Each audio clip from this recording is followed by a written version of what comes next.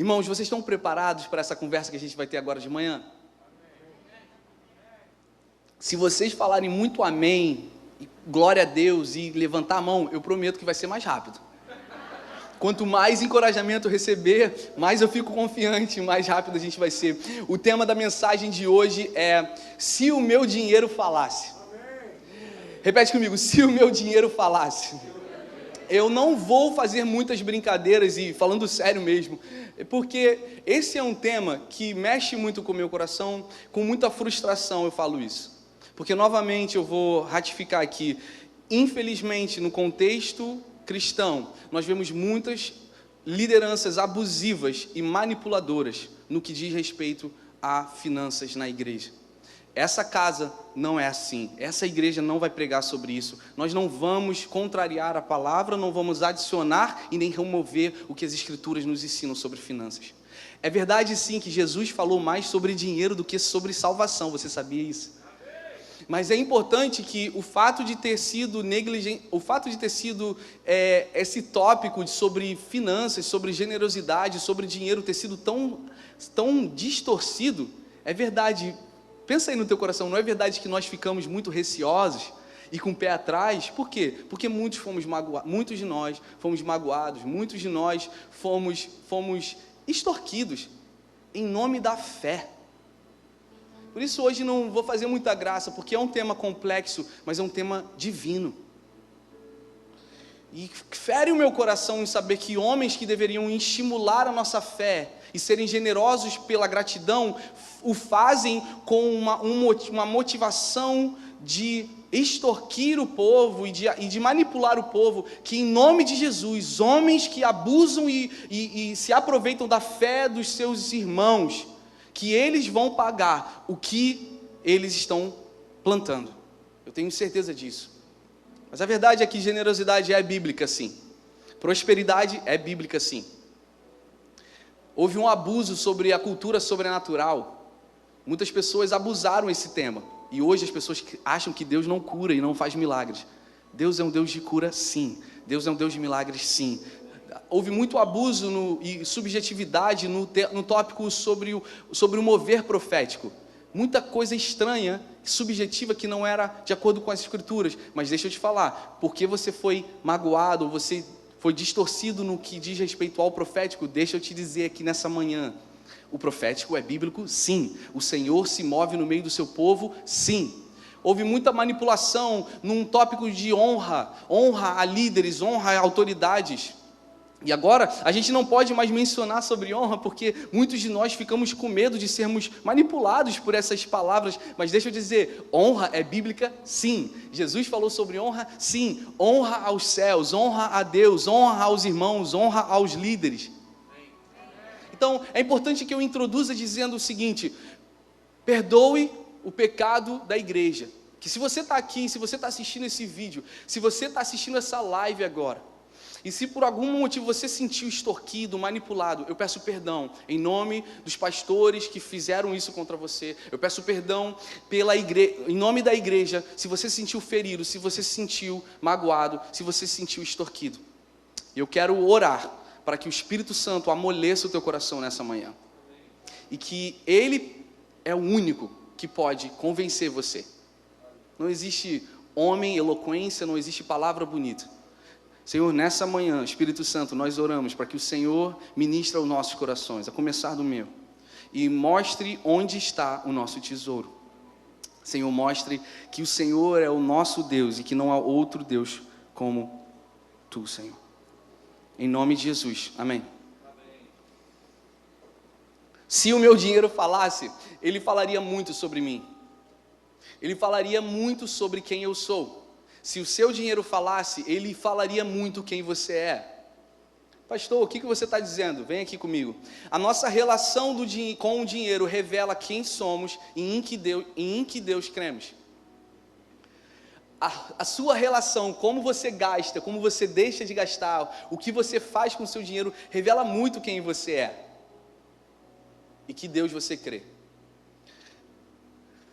O dinheiro, ele pode adicionar propósito à tua vida, mas o dinheiro não é o propósito da tua vida. O dinheiro pode adicionar valores que vão somar com o propósito de Deus na tua vida, mas o dinheiro nunca foi e nunca será o propósito da tua vida.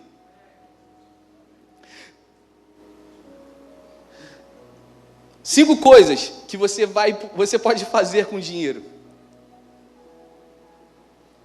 Naturalmente eu vou dizer, primeiro, você pode gastar o dinheiro. Todo mundo aqui faz isso. Uns mais, uns menos. Segunda coisa que você pode fazer, você pode e deve pagar dívidas com o seu dinheiro. Terceira coisa, você tem que pagar os seus impostos. Esse é o mundo que a gente vive. Jesus falou sobre isso. Quem está comigo aqui, se lembra disso? Ele instrui o seu povo. Você dá de César o que é de César.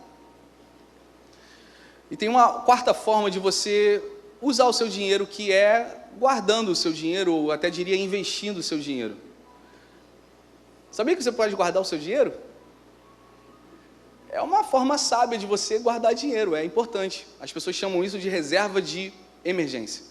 Para tempos como pandemia, você que trabalha num comércio, você não sabia em 2019 que o seu restaurante tinha que fechar. Por isso que um dinheiro guardado é você ter uma margem para, em tempos de crise, você saber utilizar o seu dinheiro numa emergência. Se a mim for fraco aí, esse conselho que eu dei é um conselho muito bom.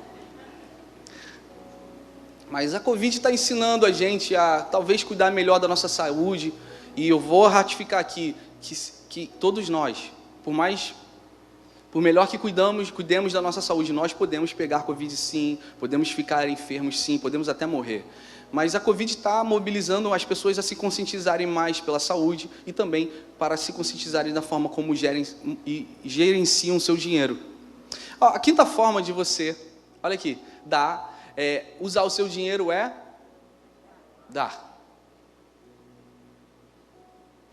Dando.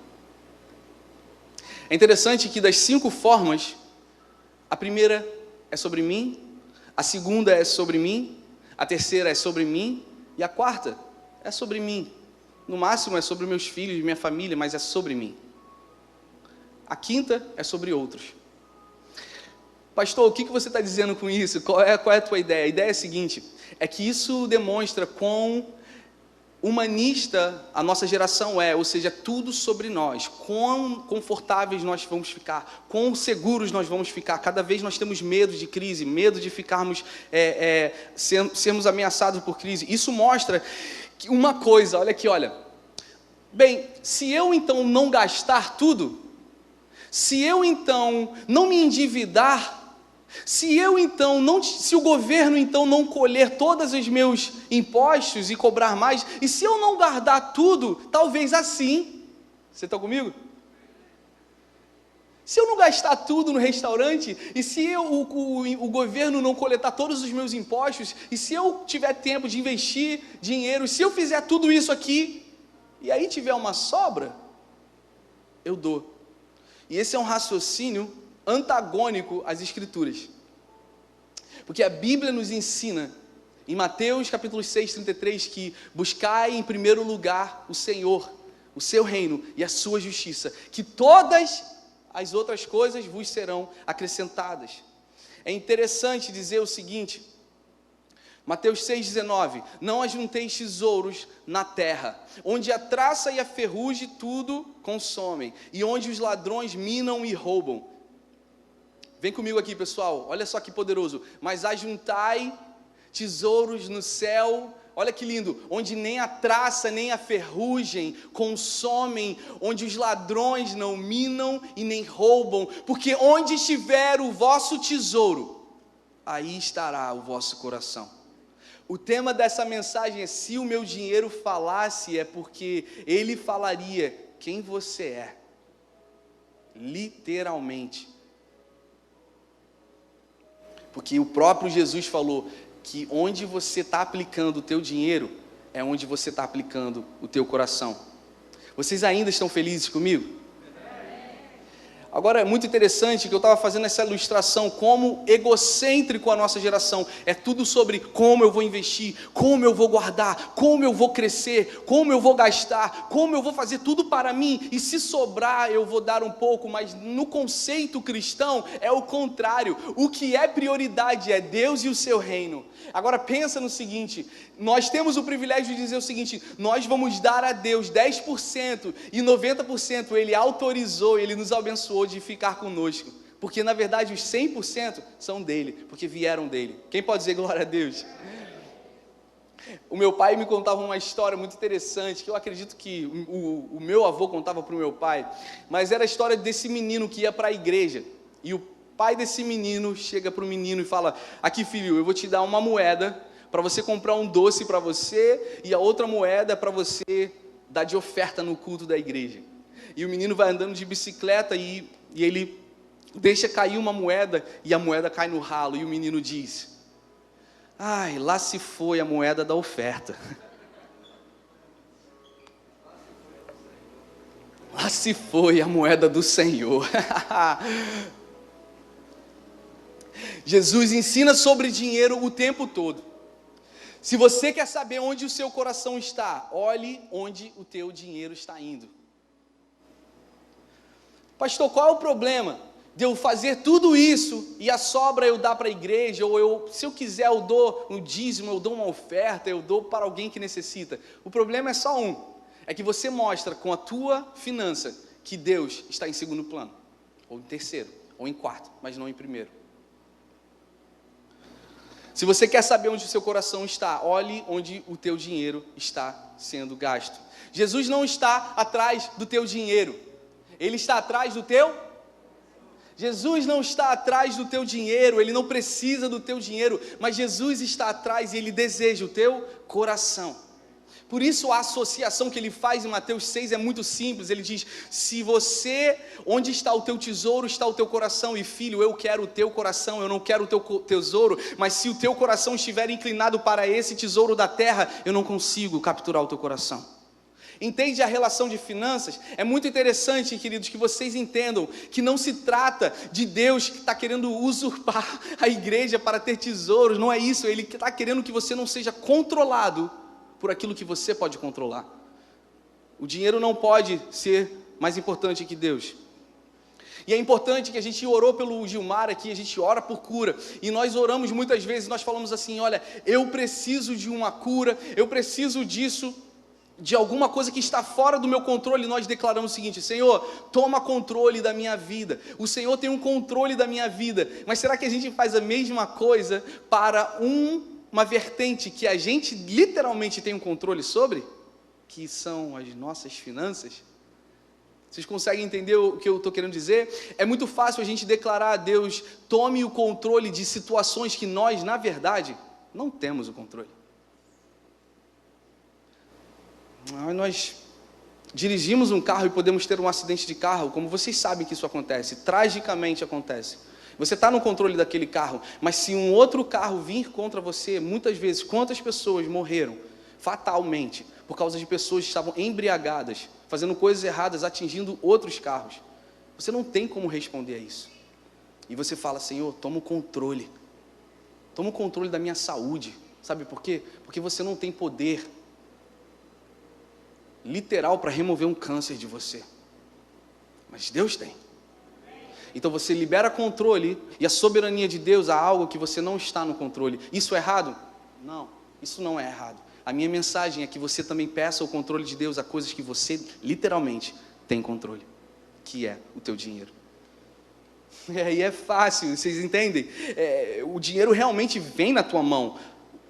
E a opção de ter um tumor e não ter um tumor não vem na tua mão. Por isso você dá a Deus o controle. A minha oração nessa manhã e o meu encorajamento é que você peça a Deus a ter o controle da tua saúde, da tua vida, da tua alma, de tudo que você não pode impedir ou prever, mas que você faça a mesma oração para as suas finanças, porque essa é a única coisa que literalmente você tem um controle. Eu e Sabrina e muitas pessoas aqui, qual é o formato de generosidade segundo as Escrituras? Olha aqui, nós acreditamos no dízimo e nós acreditamos na oferta, são duas coisas diferentes.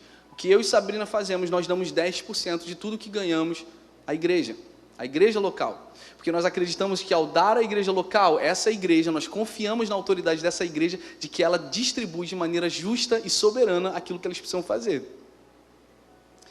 Além do dízimo, nós entendemos que a oferta ela é espontânea, ela é uma generosidade além do dízimo. Como a gente está falando aqui, nada sem Deus, a gente vai construir um terreno, quando a gente vai construir um prédio, a gente vai abençoar irmãos de Uganda. É pelo dízimo? Não, é uma oferta além do dízimo. Isso é claro, irmãos? Eu não quero dar, nós amamos você. Você nunca precisou, você nunca teve que dar e nunca vai ter que dar nada.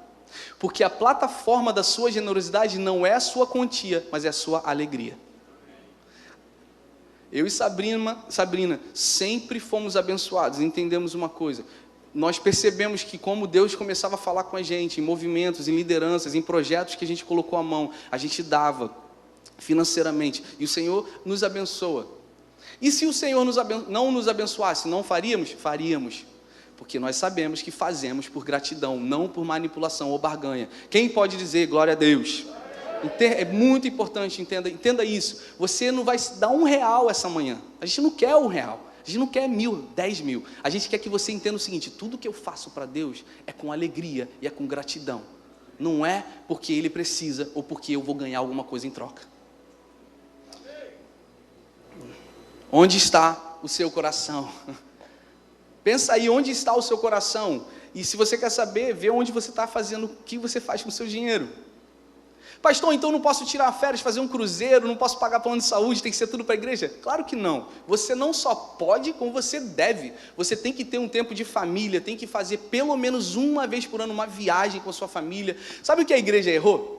Desculpa aqui, eu sou muito novo para... Não entenda esse com um tom de arrogância ou prepotência. Mas eu posso dizer assim, porque eu tenho já 37 anos. Eu pareço novo, mas eu não sou. Mas sabe onde a igreja errou muitas vezes? Ela pedia aos fiéis para dar, mas ela não ensinava os fiéis a serem bons mordomos das suas finanças. Isso é um erro, isso é um pecado, porque a igreja ela precisa também, a liderança precisa ensinar, dê com alegria, com fé e com obediência, mas também guarde com inteligência, invista o seu dinheiro, seja um bom mordomo daquilo que você tem. Olha outra coisa, viaje com sua família. Amém. Homens, levem suas esposas para um bom date, para um bom jantar romântico. Amém. Mulherada, cadê vocês? Os pastores, a igreja precisa ensinar, viabilize o seu dinheiro de forma sábia, que você construa coisas, tenha um tempo de férias, faça mesmo um sabático, que é você descansar, porque Deus descansou, nós precisamos descansar. Pastor, mas a ideia aqui não é sobre finanças? Sim, e eu estou ensinando como pastor, eu quero ver a igreja, o nosso apóstolo, ele deseja ver a igreja sendo saudável, prosperando em todas as áreas da nossa vida. Por isso nós não vamos ser usurpadores de dizer, dê tudo que você tem, faça o que você faz, vamos tocar uma música e manipular você para dar, porque nós não cremos nisso. Nós cremos que você ouve o Espírito Santo. O Espírito Santo vai dizer para você, mas também queremos ensinar vocês, irmãos, a Covid nos ensina, guarde o seu dinheiro. A gente não sabe o dia de amanhã, invista o seu dinheiro. Dê o dízimo, dê a oferta, seja generoso para quem precisa, mas também gaste com você, gaste com a sua família, tenha um tempo de qualidade. Eu queria ouvir um glória a Deus bem forte aí. E se você está aqui nessa manhã, se você está vendo esse vídeo, você está com um pouco de nervoso por causa dessa mensagem, isso mostra onde está o seu coração, entende? Se isso te incomoda, isso já mostra que o teu coração está desvirtuado da prosperidade das Escrituras. Isso já é um indicador.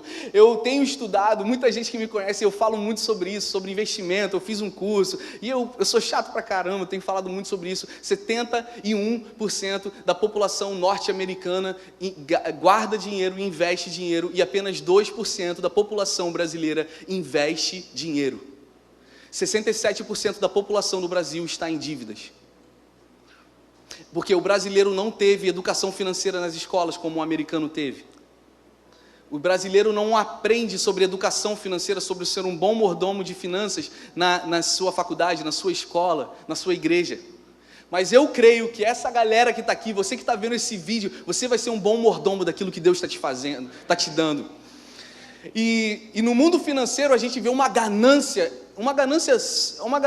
carnal. É aquela coisa assim, nós vamos, não, ter filho? Ter filho? Cara, não tenha filho, porque você vai gastar muito. Vocês entenderam? O extremo, não vamos ter filho, não vamos ter pet, não vamos ter nada, para que a gente acumule. Quanto mais a gente acumula, mais a gente investe. Quanto mais a gente investe, mais a gente tem uma liberdade financeira. A gente quer chegar no fim da nossa vida com uma liberdade financeira, não tendo que trabalhar para ninguém e ganhar muito dinheiro. Vocês já ouviram alguma coisa nesse sentido? Só que esse é um sistema capitalista, humanista. E o que a Bíblia fala é o seguinte: se esses homens têm condição de gerar riqueza e serem bons mordomos das suas riquezas, mesmo com valores errados e com princípios errados, quanto mais a gente, que todo o nosso investimento pela obra não é apenas para o final da nossa vida, mas para a eternidade. É muito mais rentável, muito melhor. Tem um cara chamado Warren Buffett. Warren Buffett é o guru do mundo de investimentos. Warren Buffett é como se fosse o apóstolo Paulo do mundo de investimentos. Tudo que o Warren Buffett fala, ele ainda é vivo, é um dos caras mais ricos do mundo. Tudo que o Warren Buffett fala, as pessoas copiam, colam e aprendem, porque ele acumulou uma riqueza. 4 coisas que o Warren Buffett fala é o seguinte: todo investimento que eu faço são, primeiro, setores perenes. Perenidade. Segundo, antes de eu falar do segundo, eu vou falar o seguinte: setor perene é tudo aquilo que não vai acabar, tudo aquilo que não vai ter fim. Nós investimos em água, em indústrias que têm água, saneamento e eletricidade. Estou dando um exemplo. Por quê? Porque nunca vai acabar. Eu tenho certeza que muitos homens de negócio estão acumulando riquezas porque eles aprenderam na Bíblia como fazer isso. Princípios bíblicos. Warren Buffett fala que todo investimento que ele faz é em setor perene, ou seja, nunca vai ter fim. Agora olha que Lucas capítulo 1, versículo 33 diz: o nosso Deus reinará para sempre sobre o povo de Jacó, e o seu reino nunca terá fim. Eu quero falar para vocês 4 aplicações no mundo de investimentos que se aplicam para a nossa vida espiritual, ou seja, invista em setores perenes.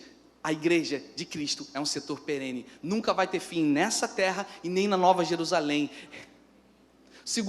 O segundo conselho de Warren Buffett é o seguinte: nós investimos com uma mentalidade a longo prazo, ou seja, você não investe dinheiro hoje achando que vai colher amanhã. Quem está comigo, irmão? Isso é uma mentalidade de homens de negócios. Ah, pastor, por que você está usando esses ícones, homens que não são da Bíblia? Porque nós precisamos aprender muitas vezes a sermos bons mordomos de que historicamente nós não somos. Então a segunda dica que ele fala assim: tenha uma mentalidade a longo prazo. O que significa isso? Ele está dizendo o seguinte: eu vou investir hoje para que daqui a 10 anos eu colha. Você entende? Não tenha pressa, tenha paciência. Repete comigo: paciência. O que a Bíblia fala sobre isso? Nessa segunda dica aqui eu vou dizer o seguinte: a Bíblia em Provérbios 21, versículo 5, olha só: os pensamentos do diligente tendem só para a abundância. Eu vou repetir porque esses versículos eu não dei para a galera da mídia. Olha isso, irmão, olha isso. Os pensamentos do diligente tendem só para a abundância, porém os de todo apressado tão somente para a pobreza. Todo investimento, meu avô Hélio, ele falava muito sobre isso. Ele falava assim: todo investimento que você faz no reino de Deus tem som de eternidade. Nunca você perdeu, você sempre investiu. Ah, mas eu não estou prosperando. Não se preocupe, porque você não dá para prosperar. É longo prazo, literalmente longo prazo. Quem pode dizer amém? A terceira dica de Warren Buffett, ele fala o seguinte: eu só invisto em empresas por causa de disciplina. Eles dizem o seguinte: olha que aplicação linda para a igreja aqui, pessoal, olha aqui, ó. Eles falam o seguinte: não esperem ser ricos para começarem a investir. Você acha que você, quando ganhar uma promoção, quando o teu salário aumentar, ou quando você ganhar na loteria, você vai começar a dar para os outros? Deixa eu te dar uma mensagem aqui, uma notícia essa manhã: você não vai. Você não vai. A Bíblia fala sobre isso. Mateus 25, 21, a Bíblia fala o seguinte: sobre o pouco fostes fiel, e sobre o muito eu te colocarei. Entendem? O mundo de investimento, ele ensina para você o seguinte: comece com R$5, mas comece. Olha aqui para mim, eu estou acabando. Vocês estão alegres ainda comigo? Olha aqui, como pastor, em nome de Jesus, na autoridade de Deus, a gente quer ver vocês prosperando, querem ver vocês tendo boas famílias, a gente se preocupa com vocês, e a gente entende que o coração de vocês tem que estar na obra do Senhor, não no dinheiro. Olha aqui, quando você vai para a academia e você começa a malhar, no dia seguinte você não consegue nem andar. Alguém? Já anda, acorda assim. É a mesma coisa a generosidade, você precisa praticar, você precisa fazer, até você começar a entender que isso tem sido bom e você não sente mais aquela dor que você sentia de dar 10 reais ou de dar alguma quantia. Você entendeu que tudo vem de Deus e aí você começa a ver a bênção e a alegria que você tem em fazer isso e aí você não tem mais dor, você faz com naturalidade. Sobre o pouco foste fiel. Eu não tenho dinheiro para dar. Dê o que você puder. Se você não tem, que Deus te abençoe. Deus conhece o teu coração. Deus nunca ficou impressionado com percentagem. Se lembra da história da viúva? Ele se impressiona com o coração. E o quarto e o último aconselhamento de Warren Buffett é o seguinte: eu só invisto em empresas que me dão rentabilidade. Eu não vou investir em empresas que estão em dívida, que têm uma dívida maior que seu lucro. Eu não vou investir em empresas que estão em processo judicial e que podem falir. Vocês estão comigo aqui? Se lembra que eu falei semana passada? Não deem quem precisa. Não dê porque a pessoa precisa, dê porque o Espírito Santo te direciona, é diferente. Porque quando você dá para quem precisa, você está dizendo que a sua assimilação, ela é mais justa e mais coerente do que a voz do Espírito. Ah, mas é óbvio que eles precisam. Não significa que você tem que dar. Por quê? Porque na luz da palavra, eu indico o seguinte: você como investidor do reino, você tem que investir em solo fértil. Você vai investir em dinheiro, você vai investir o teu dinheiro em lugar que está com um sistema de som bonito, que tem uma igreja limpa, que tem uma igreja organizada, que está construindo um prédio para fazer justiça social. Nem sempre o mais carente é alvo da tua finança. Você quer rentabilizar o seu investimento. É muito interessante isso, queridos, que você entenda isso que eu estou falando. Pastor, me mostra na palavra. Mateus capítulo 13, versículo 8 diz o seguinte, fala sobre aquela parábola da semente, e a última ele fala o seguinte: a semente que caiu em boa terra deu fruto. 1 a 100, olha isso, outro a 60 e outro a 30. Dar o dízimo nessa igreja local, ou qualquer que seja a sua igreja local, você dá porque você entende que é um solo fértil. E para finalizar, eu quero encorajar os irmãos a lerem o livro de Marcos capítulo 14, e eu vou ler essa passagem com vocês. Diz o seguinte: estando ele em Betânia, assentando-se à mesa em casa de Simão, o leproso veio uma mulher que trazia um vaso de alabastro com um unguento de nardo puro, de muito preço, e quebrando o vaso, lhe o derramou sobre a cabeça, e alguns houve que em si mesmos se indignaram e disseram: para que se faz esse desperdício de unguento? Porque vocês podiam vender por mais de 300 dinheiros e deixá-lo aos pobres. E bradavam contra ela. Jesus, porém, disse: deixai-a. Por que a molestais? Ela me faz uma boa obra. Porque sempre vocês vão ter os pobres convosco e poder lhes fazer bem quando vocês quiserem, mas a mim nem sempre me tendes. Esta mulher, olha aqui, queridos, esta mulher, Jesus está falando isso, esta mulher fez o que podia,